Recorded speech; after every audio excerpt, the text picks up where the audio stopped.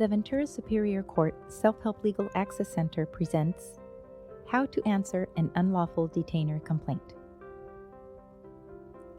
This video contains general legal information only and is not intended to constitute legal advice. An unlawful detainer action is a court proceeding for the purpose of evicting a tenant. This is also called an eviction. A plaintiff is the party who starts the case, and the defendant is the party being sued. Once you have been served with the summons and complaint, your first important step is to figure out how much time you have to respond. If you are served by personal service, which means that the summons and complaint were hand-delivered to you, you will have only 10 court days to answer. Court days means that weekends and court holidays are excluded. You start counting the day after you were served with the summons and complaint. If you are served by substitute service, which means that the summons and complaint were left with another adult at your home or work with a copy mailed to you, you have 20 days to answer. That's 10 calendar days plus 10 court days.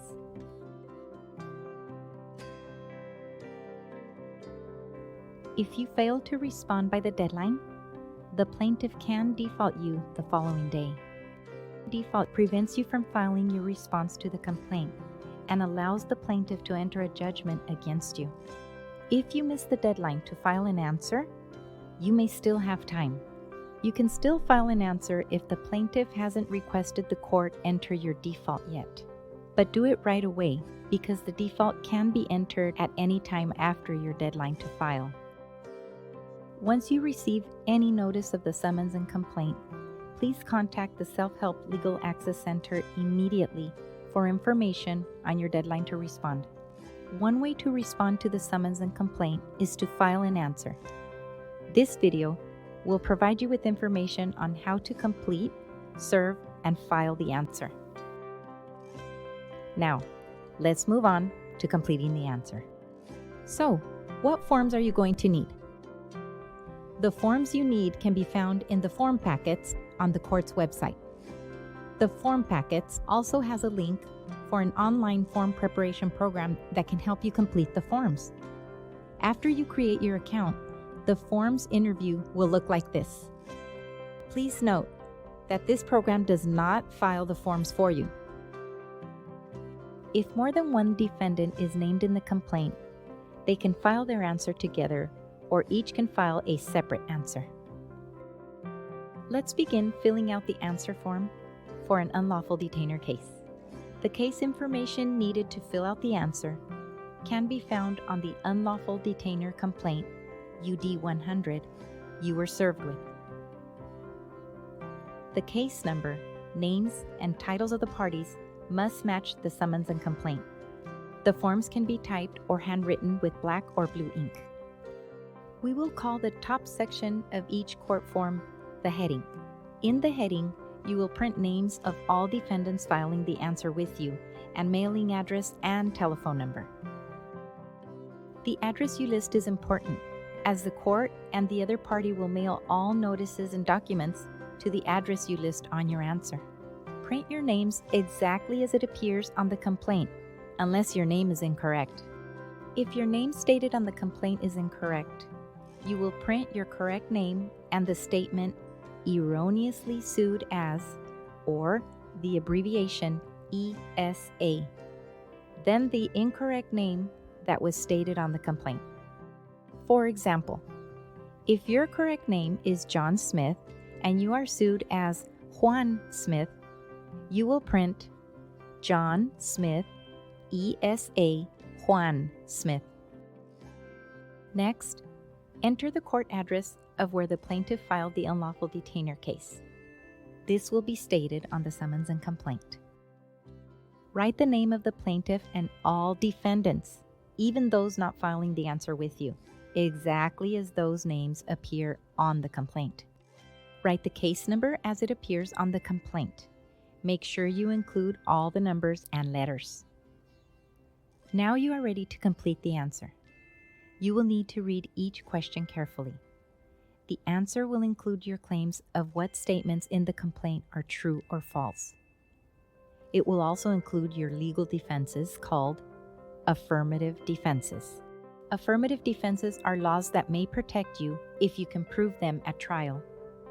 Even though you may have good reason you think you shouldn't be evicted, you need to list the laws that protect you. Here are a few examples of defenses.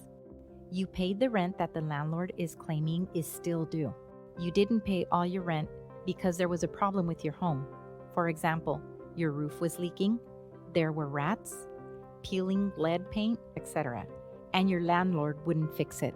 The city or county where you live has rent or eviction control laws that your landlord didn't follow.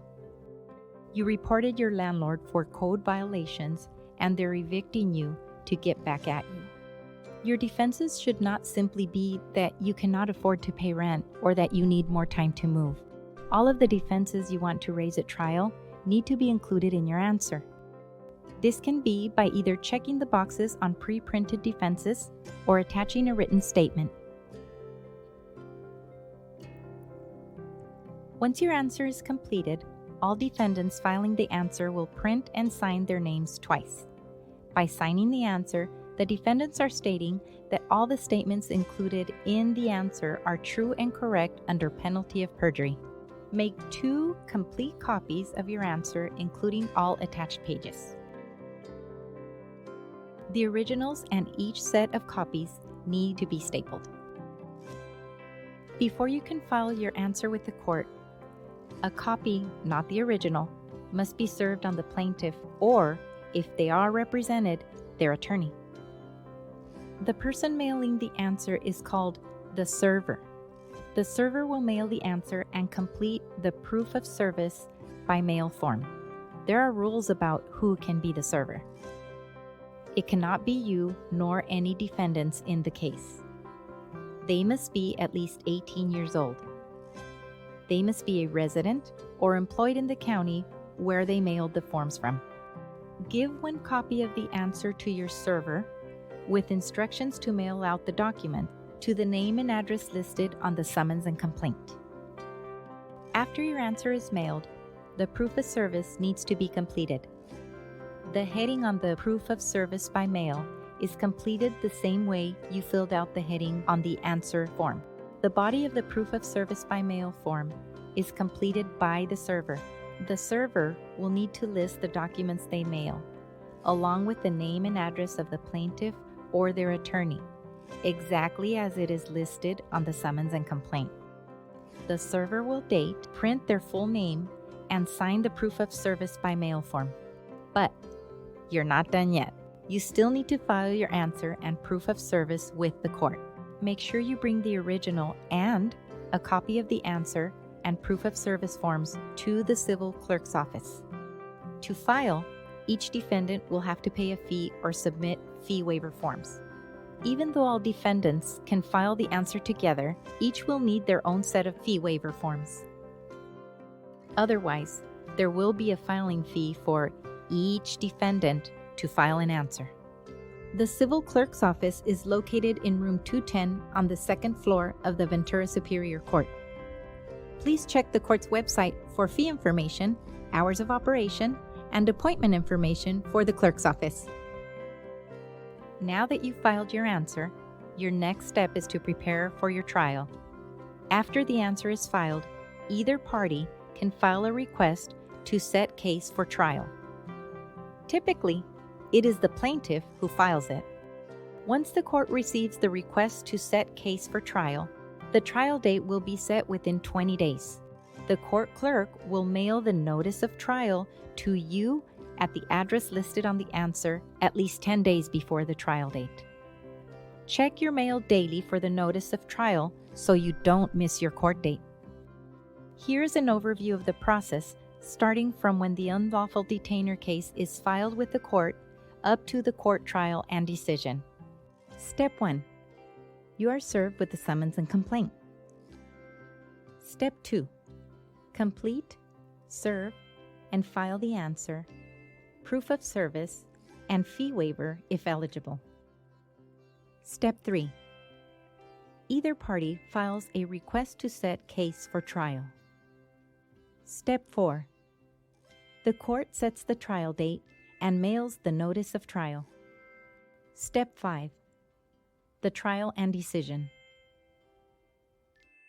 Thanks for watching. For more information on how to get started, please contact the Self-Help Legal Access Center. We are here to help you every step of the way.